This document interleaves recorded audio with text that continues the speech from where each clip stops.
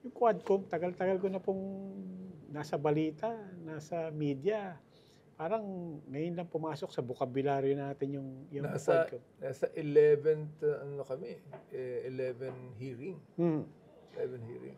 But, Inaabot kami ng hanggang umaga. opo. Pero ibig sabihin ko po, it's called Quadcom kasi apat na committee Apat, to. apat na committee. Di ba? You have public order, you have human rights, you have, ano pa ba? Public account, Public accounts, dangerous drug. dangerous drugs. Never mind yung mga tema ng apat, but yung Quadcom mismo, yung getting 4 different committees all together, how rare is that? In your political career, how often have you seen that happen? No, it never happened since I became a congressman. Never happened. Ngayon lang talaga nangyari. Ngayon lang. And ito naman yung tanong ng mga tao, di ba? Ngayon lang nangyari. It makes for good television. And parang, we'll get into that later, pero marami, I think natutuwa is not the word. Marami rin sumusubaybay. Kasi hindi naman natin inakalang magkakaroon tayo mga eksenang ganito. Dami. I mean, diba? the latest, we had over 2 million. Yes. Pero ang tanong ng mga tao, I think habang pinapanood, saan ba patungo to? Lalong-lalo na 4 na committee to. What does that mean? I mean, and ano yung ending yan? 4 na recommendation, inaantay ba natin magsabay-sabay pa yung recommendation dito? Kasi hindi namin maraming mga tao, hindi nila ma-imagine saan patungo to. Okay. Iko-conclude namin yan when, kasi meron nang draft ng mga, say, mga 15 bills. We have already filed 4 bills. So, we're still studying on the others. Na-join yan because nakita ng leadership na, okay, yung EJK, almost the same people, ibitahan mo. Yung public order and safety, ganun din. Yung dangerous drugs, the same people din ang iibitahan mo. So, pinag-isa na namin para we could be able to invite the people involved in it. Yun na. Pero yung pong mga sumusubaybay, naintindihan naman natin, in aid of legislation, di ba? Pagkahaba-haba ng mga napapanood. And we'd like to think na as long as these things are being put on record, na may mangyayari dyan. Pero hindi naman po kaila sa inyo, yung mga Pilipino na nanonood, they're also not looking at it necessarily in terms of legislation. They're thinking of it in terms of accountability also. Dahil maraming karumal-dumal na kahindik-hindik na nakakagulat na lumalabas dito. So bukod po dun sa mga, sabi nyo nga, 4 na ang mga panukala. Pero maliban dun, people are asking, may patutungahan ba to in the context of justice, in the context of accountability? Kaya nga sinabi ko din na this is not only in aid of legislation, but in aid of prosecution. We cannot prosecute, but all of the documents that we gathered, all of the witnesses that we talked to, makikita natin yung accountability ng iba. So, we recommend sa DOJ, sa NBI, magsimula na kayo ng investigasyon dito. Investigayin nyo na yan. Ganun na. So, they're actually, right now, studying to investigate. And you're confident kasi, siyempre, filing na ng candidacies, election na, magpapasko na. And yun yung kaba ng mga tao. Pagtungtong natin sa Enero, lahat ng pinag-uusapan natin, saan pupulutin yan sa Enero? Saan pupulutin niya sa Mayo? I mean, what assurance do people have na, nga, sa usapin ng, na aabot man lang tayo doon, na the recommendations, di ba? Mabibitin ba yung mamamayan dito? Well, siguro hindi naman until we're able to really know the truth about drugs, for example, o EJK. Kasi yung si EJK, ang sa Togo, ang inaano namin dito yung pera saan nang galing yung pera, saan napunta. Ito yung Pogo. Oo, Pogo. Ganon din ng drugs. Oo. Inaalam na namin ngayon. The next hearing namin, bangko na Oo. Saan diniposto yan? Anong bangko iimbitahan mo dyan? Kaya medyo kinakabahan na yung mga bangko kasi alam nila Alam nila. That's the reason why I think the Bank Association has recommended, yung ibang mga bangko recommended that the banks ought to be insulated, no? Hindi sila iimbestigahan tungkol dito. Sabi ng ibang bangko, well, no, don't include us. Kayo lang. So, at least, meron na kayong mga 4 na bangko na iimbitahan tungkol dito. Shed light, no? AMLAG kasama dito. So, yung pang the money trail, saan napunta yung money trail na yan? Kanino napunta yan? Saan nagsimula? Saan nag-end yan? Doon, malapit na kami doon. So, 2 committee na yun, di ba? Parang public order sa Pogo, pagkatapos yung sa Dangerous drug. follow the money trail. What about EJ case? What about accountability for that? In particular, the EJ President case. Duterte is sitting right there saying, ako responsible. And he's repeating the exact same things that people have said. Hindi ba dapat, what's going on? Hindi ba dapat accountable ka na pagka sinabi mong, alam mo, utos, hindi ko inutos na barilin. Ang utos ko, konsintihin yung manlaban para pwede mo nang patayin. Sinabi niya sa Senado na, okay, may policy is different from the action. No? Pero itong sa Quadcom namin, sinabi namin, the reason why there's an action to kill because of the policy. Therefore, meron tayong batas, yung tawag nating chain of command, yung anong tawag doon? Command responsibility, for example. So, sabi ko, kung hindi ka nagbigay ng order, hindi may embolden yung mga polis mo patay. Now, second reason, ba't mapatay yung mga polis? Nakatagat ng pera. At saka, I think civil society, the legal groups, lawyers like Chel Jokno and human rights lawyers have made a pretty good case to link the actual language to it. Ano nga ba itong lingwahe nito? But basta, pagka lumabas yung pangalan, yung word na yan, it ends up na namamatay yung mga suspect, di ba? May namamatay. And so hindi lang haka-haka. I think there's enough there. So it still goes back to the question. Gaya po ng sabi nyo, money trail, malinaw na yan. Yung sa Pogo, malinaw na yan. We can follow who ordered what. Yung sa EJK, it's not money trail, but you have high-level people talking, including the president himself.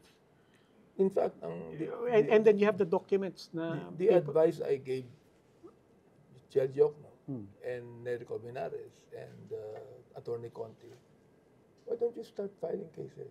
But the thing is this, ang nangyayari niyan, kaya nga ako, I filed a bill creating special courts for EJK and drugs alone. Dahil matagal yan eh. So, ang pinag-uusapan dito alright, how do we prove the reward system? Okay? How do we prove that these policemen are just, they're killing people because there's an order from the commander-in-chief? Shoot them dead, sabi. Shoot them dead. Diba? Kaya sinabi ko kay Attorney Jokno, kay former president, sabi ko, you cannot get away from the responsibility. Inamin naman niya Alright. So therefore, nung inamin niya yan, whether it be legal or illegal, I take full responsibility. That's one evidence na. Na he is responsible and accountable for the killing, even if he did not even fire a gun. You see? You mentioned your bill to create special courts. May nabasa rin ako, Attorney Tente, suggesting that sa nalalabing na oras ng Kongresong to, another thing that you might want to consider is why not create a truth commission? Because people... Inisip namin yan. Nung nagkakaroon pa na kami ng committee hearing, inisip na namin to create a truth commission. Pero it doesn't need Congress to create one. The President can create one. Through an executive order, he could be able to have it. Like the Agrava Commission. It is the President that actually created that. So sabi ko, is it necessary when we are now trying it, investigating it? What would the Truth Commission investigate? Ngayon, kung may Truth Commission, that will partner with us in the investigation, then we must not involve politicians there. It must be legal luminaries. It must be retired justices, ganyan, di ba? Mga ganun ba, na tanggalin mo na yung politics dito. And I think that yun precisely yung point ni Attorney Ted, na parang ang isang kagandahan sa Truth Commission din is it then becomes about the victims and the survivors. Kasi isa kayo na nakikita natin, hindi naman natin binabahiran or necessarily saying that it's all politics. But right now, nasa TV, puro politiko. Di ba? But if it's a Truth Commission, kaya gaya ng sinabi puro niya. politiko. Kaya if na ibang tao, of course we have we have more supporters than those who are actually not supporting us. Inisip na ibang tao na politics lang yan, may gumagamit yan. Kaya ako, inaano ko yung issue na look, sabi ko sa kay President, sabi ko, Mr. President, this is not personality, these issues. Meron bang EJK? Meron ba talaga reward system na binibigay sa mga police? Ano ba ibig sabihin ng tukang? Ano ba ibig sabihin ng gano'n? Saan pa nagsimula ito? Alright. Who is responsible for this? The thing is this, the former president declares full responsibility, but not Bato de la Rosa. Not Albayalde, who is even running for mayor now. You see that? Not the Bolsinas. They should also take responsibility because sa kanila din nanggagaling yun. Pero right now, they're denying everything. Yun ang problema dyan. The fact is this, kapag nag-corroborate kami, pag may nag-corroborate yan, with the order of the president, with his policy, pag mayroong isang general sabing, oo nga, ganun nga, tapos na, kwento. How far are we? How unrealistic is something like that? The thing is, it will still go a long way, Robbie. Kasi, like for example, Colonel Marcos, nung napatay si Mayor Espinosa. So, ang ginawa niya, he put up a 16-man team that went to the jail in Leyte. Oo. Ang pinapasok niya yung major with may kasama yatang 6 or 7 men. Alright. Pagpasok ron sa loob, dinisarm yung mga jail guards. Tapos let them face the wall. Tapos biglang binaril sa Espinosa. Okay. On the basis of a warrant. Warrant, of arrest. Sabi ko, how can you have a warrant of arrest to a person who is already in jail? Yeah. Di ba? Yung SOP daw yun. SOP, nakaisip ako. Okay? Now, nanlaban. Ano ibig sabihin nanlaban? Okay. May nakuhang baril. Naniniwala ba kayo? May nakuhang baril? Di ba? I mean, wala pang 5 minuto, pang, patay na kaagad. Nadamay pa yung isa, 2 na patay. So, ang katuwiran palagi ng pulis, they killed more than 7,000 drug pushers.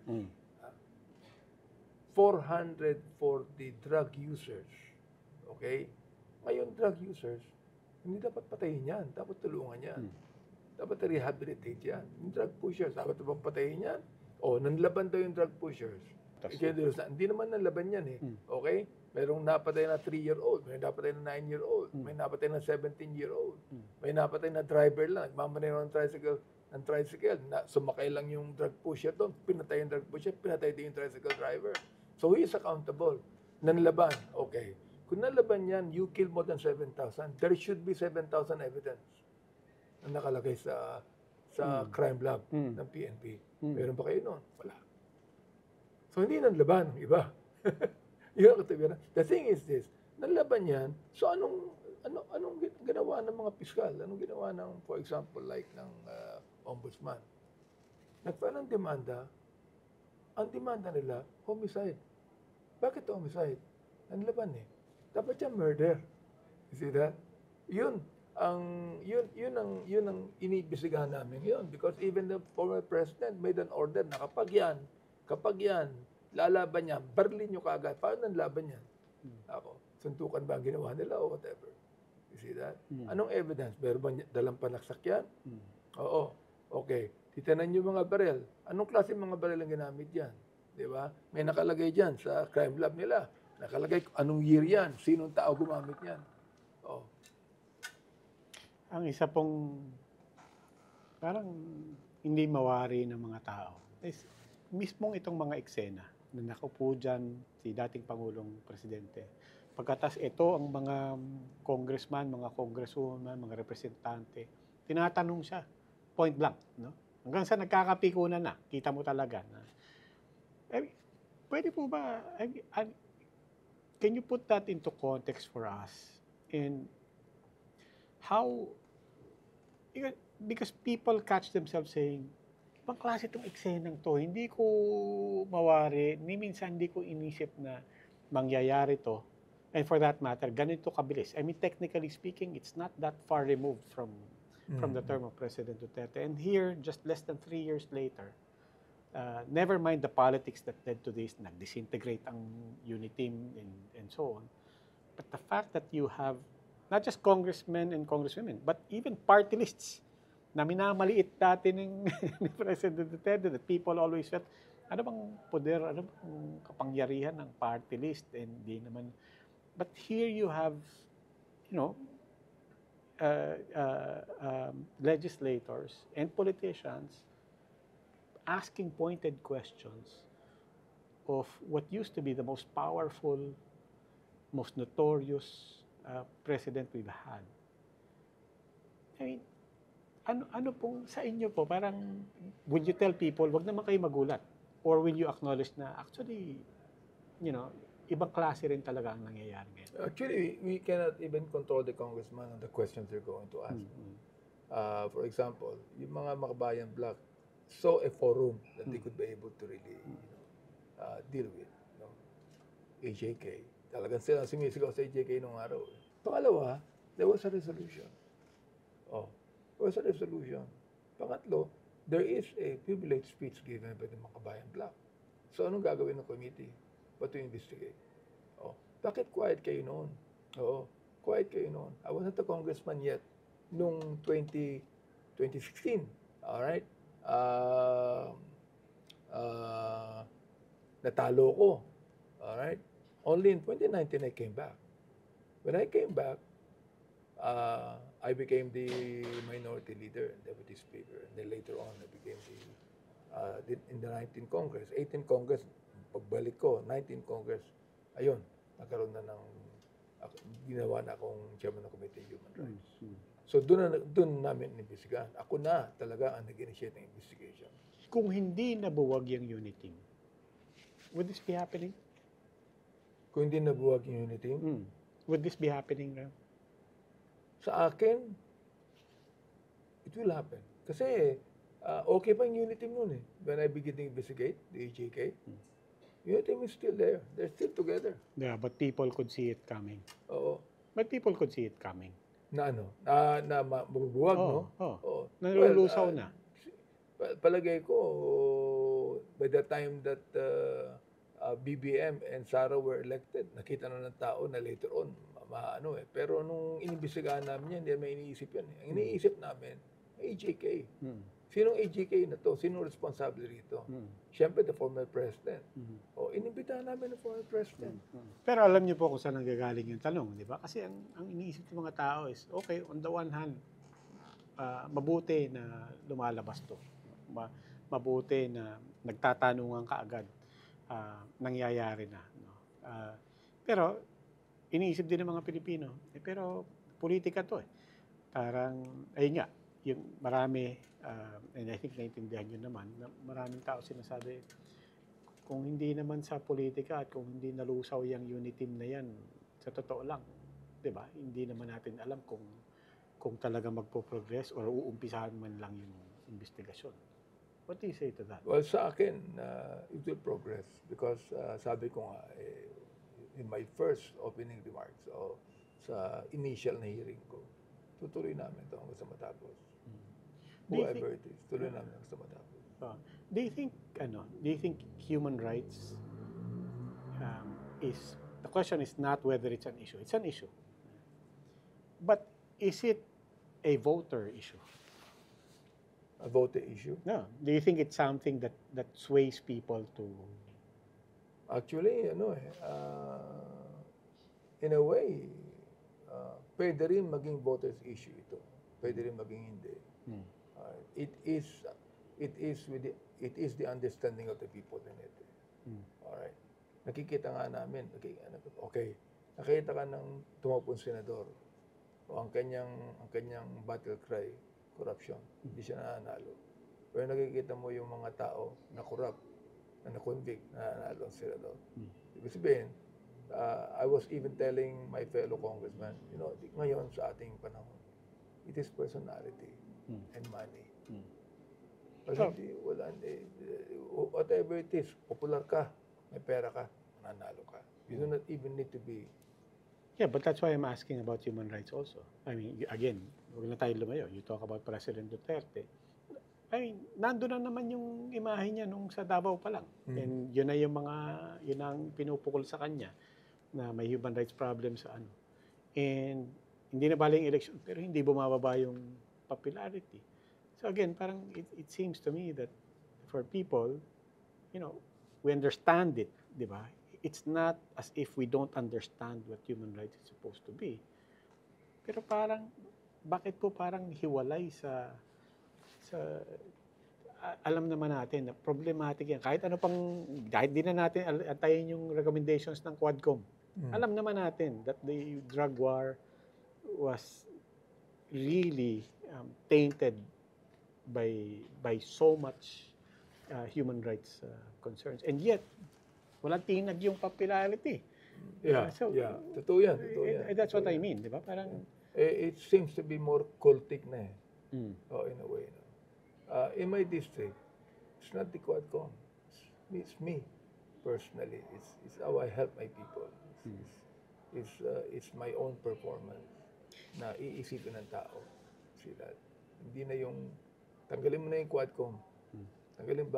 Baka tanggalin mo na yung Quadcom, baka maganda pa yung rating sa akin. Because in my district, kilala nila ako. They know me. Pangalawa, in my district, alam nila na nakakatulong ako. In your district, pero maraming mga tao, hindi naman talaga kayo kilala. In fact, for one thing, di ba? You're a congressman, you're not a lawyer. No. Pastor kayo. Pastor ako. That's something that actually a lot of people don't know about you. What does that do to you when hindi lang kayo pati ang magulang nyo, kung hindi ako nagkakamali, pastor din? My father was. Your father was, di ba? So you pastor kayo as a Baptist, di ba? Tell me about that. Well, I became a pastor 49 years ago. Mag 50 years na, next year. Sa amin, it's a calling actually. Hindi kayo pinilit ng tatay niyo? Hindi ko pinilit ng tatay ko, hindi ko pinili ito. In fact, I refuse to become a pastor. Kasi mahirap eh. Pangalawa, you have to live a certain norms, di ba? A certain principle. Pag nabali mo yun, tapos ka. So, sabi ko, hindi ako karapat-dapat maging pastor. But then, there is a burden in my heart. The real burden to actually to preach the gospel, to be able to reach out to people, spiritually speaking, to be able to minister to a lot of people. So, yun, sinurrender ko na yung buhay ko. I surrendered my life to it. And I quit all my jobs. I mean, a good paying job, I have to quit it. I have to start living by faith, for example. What was that job? Well, I was working before as an accountant. I was studying. While studying, I was an accountant. Okay, and then I became a full-time worker in a church, and they paid me good, no? And then all of a sudden, magiging pastor ka, wala kang support, wala kang income at all. Pero kami, wala kang income. There's no promise of an income. Hindi tulad ng papasok ka sa isang korporasyon, no? Mag-isa kang negosyo, meron kang kapital. Kami wala eh. Yung simbahan nyo Ang ang, capital, ang bubuhay sa inyo. ang capital ko is faith. Hmm. Faith lang. Okay? Ibig sabihin, when I started the work that I have now, no, I was the few of those pastors who stood up and said, hindi ako kukuha ng income sa labas. No, kasi But you had that option. I have that option. Oh, well, if the Lord wants you to get hungry, okay, I would accept it because this is the calling that I have accepted. Okay, and I'm going to live by faith. But as I know the Lord, He will not make me hungry. Okay? So, ang talagang naging stand ko dito is this. The people that I am ministering to will be the one to support me. Will give me an income. Parang ano yan parang yung istorya ng Panginoong Jesucristo when the Pharisees begin to accuse him of rebelling against Caesar, no? Against the Roman Empire. Sinabi niya sa isang apostol, mahuli ka ng isda. Nahuli ng isda. Doon sa isda, nakakita ng coin. Sabi ng Panginoon, okay, you give to Caesars what is due to Caesars. You give unto God what's due to God. Okay.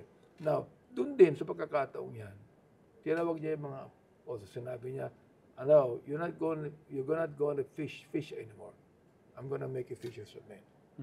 So, ibig sabihin, every fish that you get, andun yung income . So, doon talaga ako nag-depend on. Unti-unti. In fact, I started with 10 pesos a week income in 1975. Can you live with that in Manila? You cannot. But the thing is, faith is quite different. Nakita ko yung miracle na ginawa ng Panginoon sa akin. And I live with 10 pesos a week, actually. No. Hindi ko kumakain araw-araw. Hindi ako nakakain araw-araw. I would sleep at night without any food in my stomach, but I don't go hungry. It's yun . Sa bagay yun. Now, you want me to explain that? I cannot explain it. Why would I not have anything to eat for the whole day, and I would go to sleep, and I'm not hungry? You explain that. I cannot explain it. See? Pagka naririnig ko po yung give unto Caesar. Yeah. What is Caesar's? I get your point. No? But I also think of it in the context of even Jesus was preaching separation of church and state. Yeah. That's It's right. basically saying, hindi, may gagampanan ka dito sa lupa, gampanan mo, di ba? Meron kang gagampanan sa itaas, gampanan mo. But kaya natin paghiwalayin yun. But of course, being a Baptist pastor infuses not just your faith, but also your ideology, your beliefs, your positions in issues in society. For example, in divorce, LGBT. So, is there any, to use a term, is there any divorcing your religious beliefs from our constitutional our interpretations of the Constitution and the things that you espouse? Well, of course, we know that the Constitution, our Constitution, is a copy of the U.S. Constitution. I mean, doon natin ako yung Bill of Rights. No? And for people to know that the Baptists were very active, actually, in drafting the Bill of Rights. 1/3 of the first Congress in the U.S. were actually Baptist pastors. Okay. All right? I didn't know that. And evangelicals and Baptists together, put out a constitution where there is freedom of religion. Doon napunta ngayon yung doctrine of separation of church and state. Na ang paliwanag ko dyan ganito, when you begin to speak of the law of separation of church and state, it is this. It is that the state have no right to control religion. No religion have a right to control the state. Yun lang yan, no? Okay. But as a person, I'm not the religion. I'm a person. I'm a person who votes. I'm a person who's concerned with the government. So therefore, even if I'm a pastor, I have all the right to run for politics so that I could be able to what? Be a catalyst for change. Oo. See? Noong araw, even my father was against anyone running among us. Okay? Sapagkat, we always say na politics is dirty. And you begin to realize it's not politics that's dirty.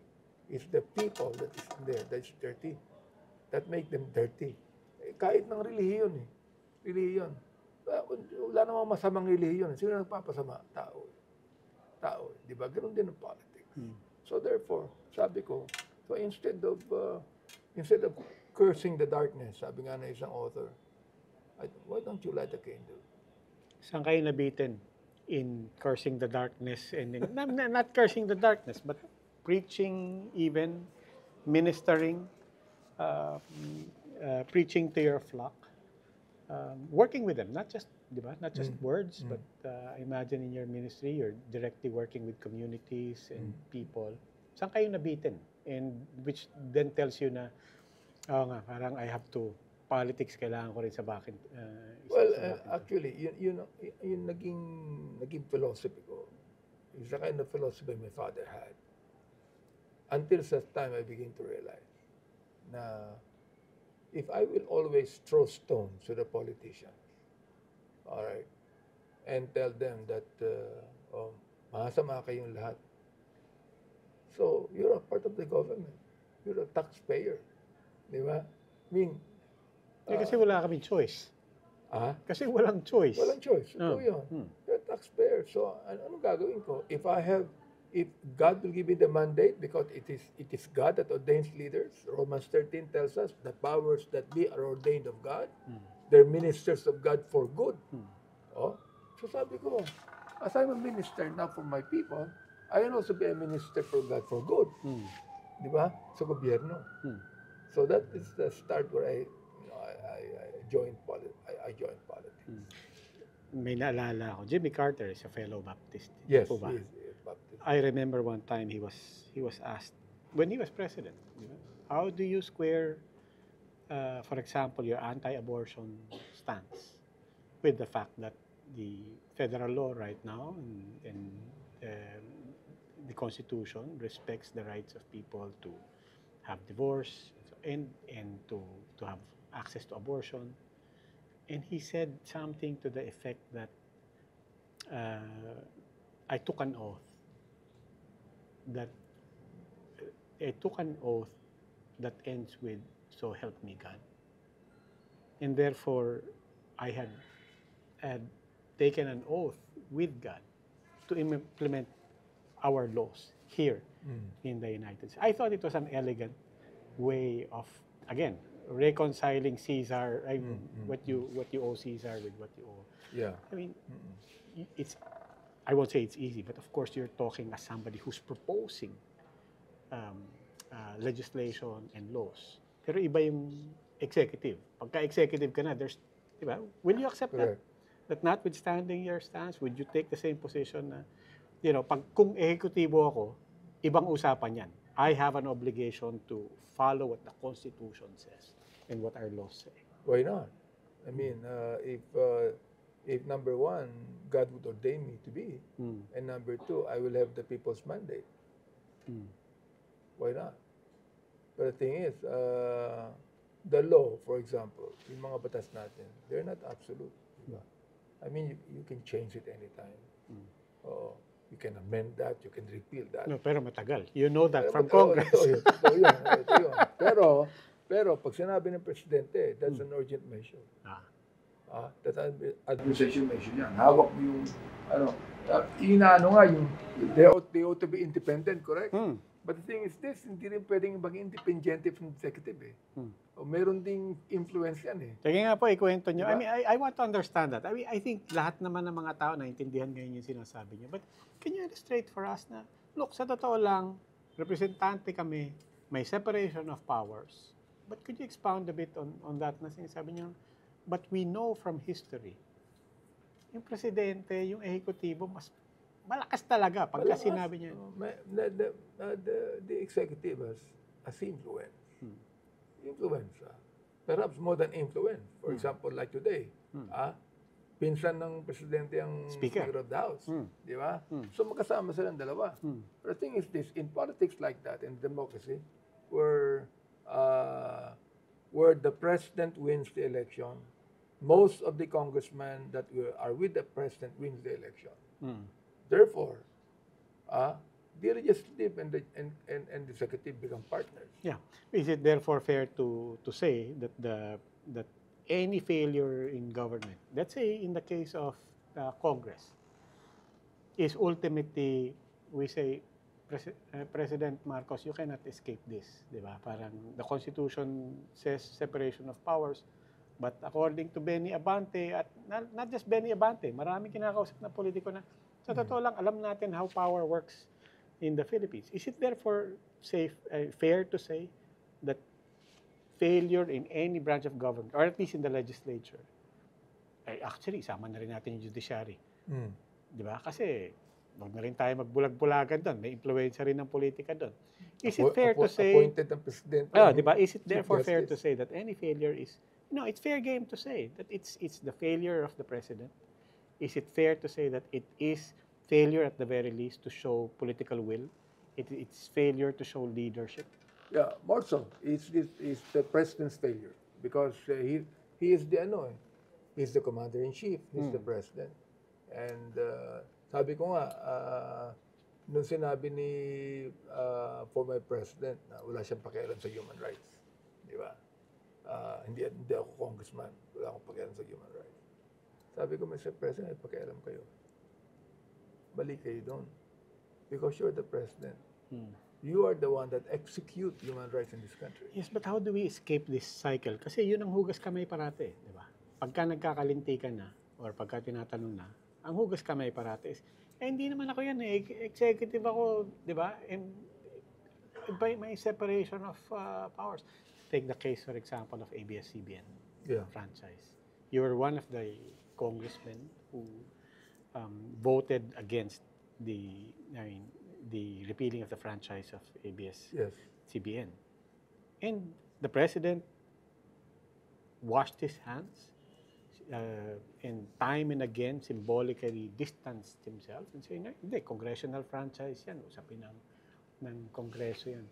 How do you escape that cycle when we all know what's happening and yet we also know that technically, totoo yung sinasabi niya? Well, alam mo, ano yan yung bang still, it's politics. It's politics. Ako, pinag-aaralan ko mabuti. Sa akin, alone, I study everything that I believe in. I study everything that others believe in. You see that? Not necessarily that he's the president, that I will always say yes to him. I was a minority leader then. I stood against repealing the franchise of ABS-CBN. In fact, I told that the Speaker of the House, Alan Peter Cayetano, sabi ko, I'm not in favor of repealing the ABS-CBN franchise. All right? And I'm going to vote against it. So, wala siya magagawa doon. Even if, for example, like he's a good friend of mine, we're together in support of the former president, actually. But the thing is, you begin to realize that you have to stand on your own advocacy. Can you describe your colleagues in the House of Representatives as, kasi ay nga po parang karamihan ng mga tao cynical na di ba? When we say politiko, actually ang iniisip mga congressmen at mga congresswoman. But I'd ask you to be fair or to be as real as you can, but I'll just say keep it open-ended. Describe your colleagues. I mean, what do people not actually see or not actually appreciate about the work of representatives and how representatives work? Are we being too cynical? Iba-iba kasi. Iba-iba yung, tawag ito, iba yung, say, kulay. Alright. Okay. Meron ako mga colleagues na andyan sapagkat anak ng dating congressman yan. Alright. But I would think that most of our colleagues there have a good heart. I mean, they have a good heart towards their district. Pangalawa, talaga ang concern nila yung district nila eh. Oo. Kasi pinabayaan mo ang district mo, tapos ka. talo ka. You know? Kaya ngayon, sinasabi, this is campaign period niya, kahit di pa campaign yan eh. I have to be in my district because, I have to tell them kung ano nangyayari. And the thing is, I have to let my people understand what is the mandate given to congressmen. I do not know if my colleagues are doing that, but ako, I'm doing it personally. I don't have any right at all to be able to judge my colleagues about their advocacy, about their belief, about why they are congressmen. Nakikita ko naman na many of them, they're okay. They're okay, no? Pero ako, pinapaliwanag ko sa mga tao ko, there are 4 responsibilities given to congressmen as mandated by the Constitution. Ano yung number 1? Is to legislate, to make laws. Alright. Ano yung number 2? Oversight. Ano yung number 2? The number 2 is to scrutinize the budget, to approve the budget. No agency in government could be able to move without Congress approving the budget, scrutinizing it. Oo. And number 3, to investigate. To investigate. Whether it be the committee or the oversight committee is to investigate. Number 4, to be a good steward to the people. Because all of the funding from the government approved by Congress will go to every district congressman, and the district congressman must be a good steward of those funding to the people. Kung papayuhan niyo po ang Pangulo, ang ehekutibo, not this particular president, but anybody who gets that power, I think ang impression kasi ng mga tao, and ako rin, di ba, is that sobrang kailangan hawak natin ang Kongreso. Di ba? In fact, kailangan limas ang oposisyon para siguradong walang balakid. Di ba?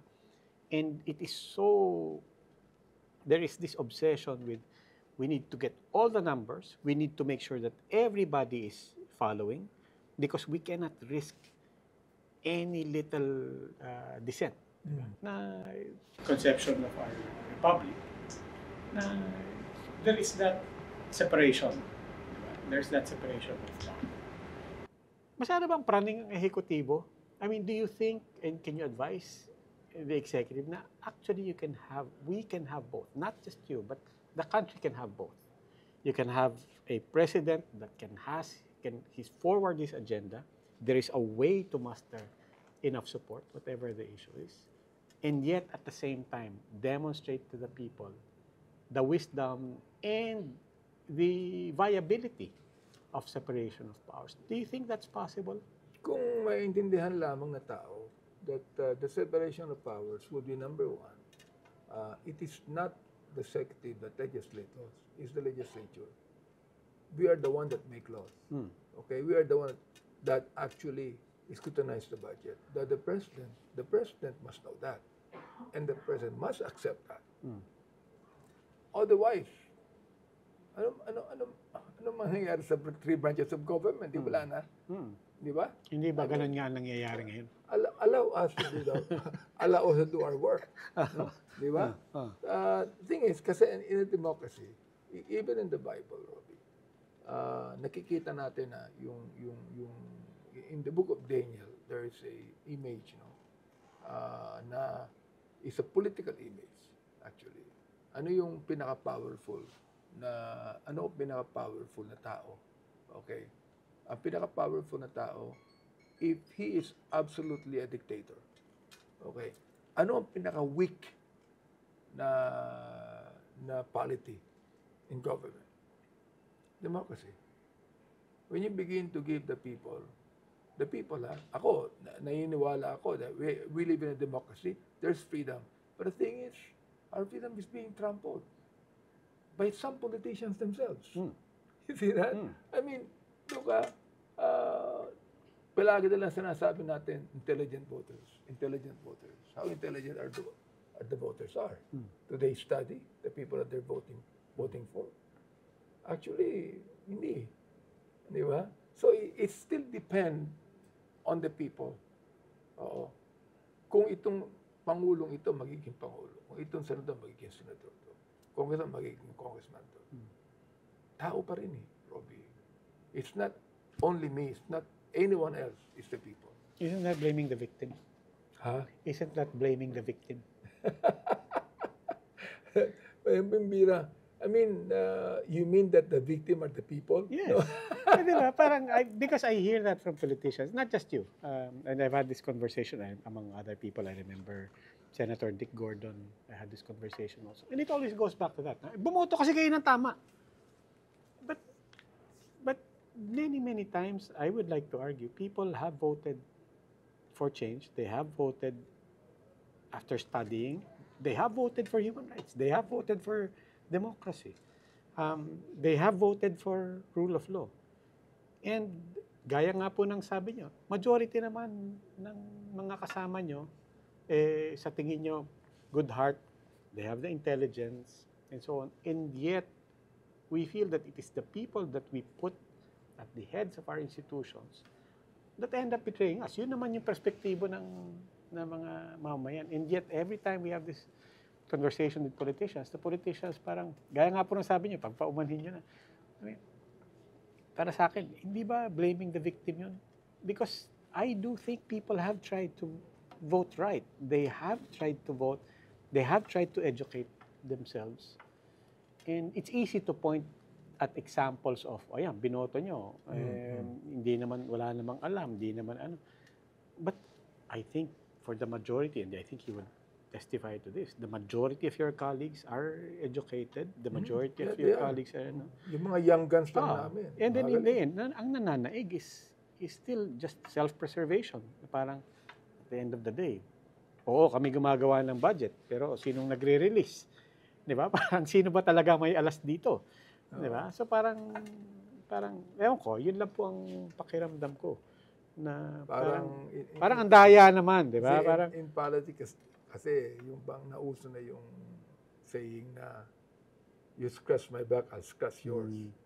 Yung mga bagay na ganyan, no? Kinakailangan makisama ka din. No? Sa akin naman, there ought to be unity, all right? But there ought to be opposition. But the opposition are not there just to oppose. The opposition are there because they are there to what? Fiscalize. They are there to actually tell others or tell the president, or Mr. President, medyo mali yata ang decision mo ito, no? Na it's not personality. I mean, dapat malaman ng taong bayan na, okay, bumoto ka sa personality. Pero pag yan, nanalo na yan, hindi na personality pinag-uusapan yan. Alam naman natin, the people should know that we are not a government of men, but we are a government of laws. Yung pong, ano na lang, huling tanong, naubusan na pala tayo ng, ng oras. Don't you feel, babalik na rin ko naman ngayon yung takbo ng buhay niyo. Don't you sometimes feel like, babalik na lang ako sa pagbiministro? I feel that a lot of times. A lot of times. And sabi ko nga, apply kong sinasabi na, we're both public servants and pastors are both ministers. Sa akin lang, I want to be a minister for good, for the good of the people. If I cannot anymore do that, I will quit ministering even as pastor. Why? Because hindi ko na maganap yung dapat kong ganapin eh. Alright?